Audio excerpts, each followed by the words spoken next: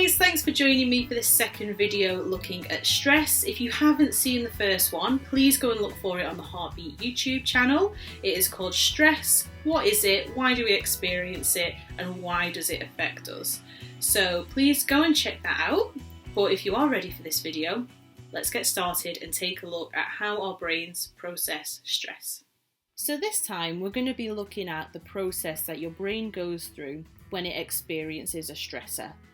So we're going to be looking at it like a road. It's a journey with a beginning, a middle and an end.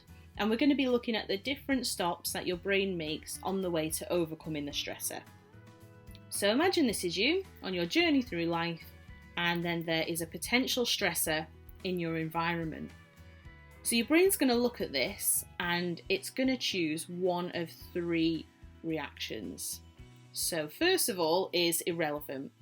So this is where your brain's going to look at it and go, that's not going to bother me at all. You know, it brushes it off and you can just continue on your journey. There's not going to be any sort of effect from it.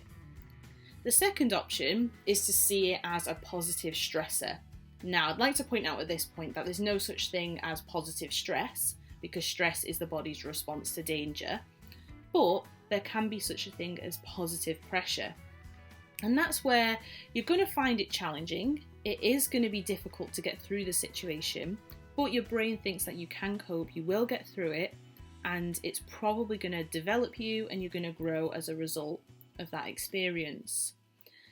The third option is to see it as a dangerous stressor. Now that's where your brain thinks it's not going to be able to cope and it's going to trigger that stress response where it feels like it wants to fight or flight.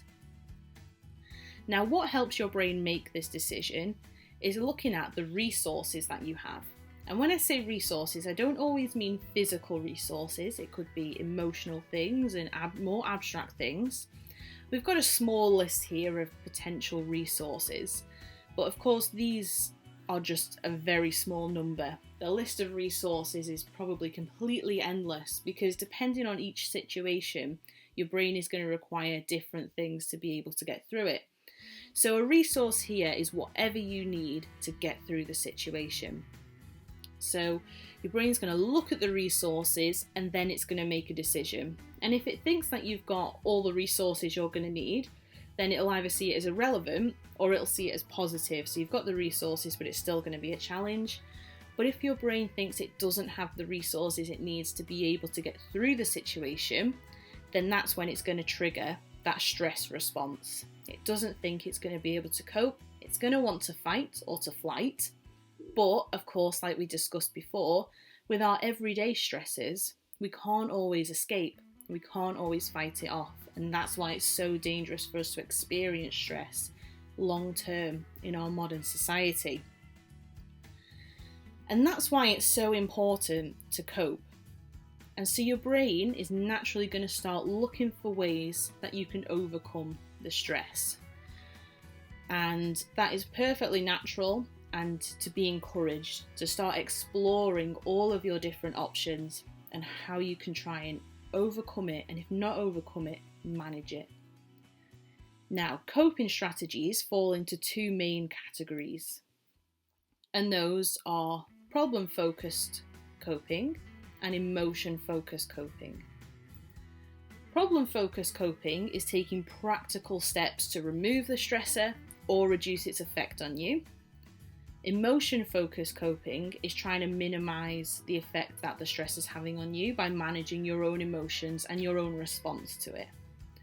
And we'll go into a bit more detail on these in the next couple of videos, but that's what I want you to bear in mind for now, that you're either going to take practical steps to take control, or you're going to emotionally control yourself and your response to the stress.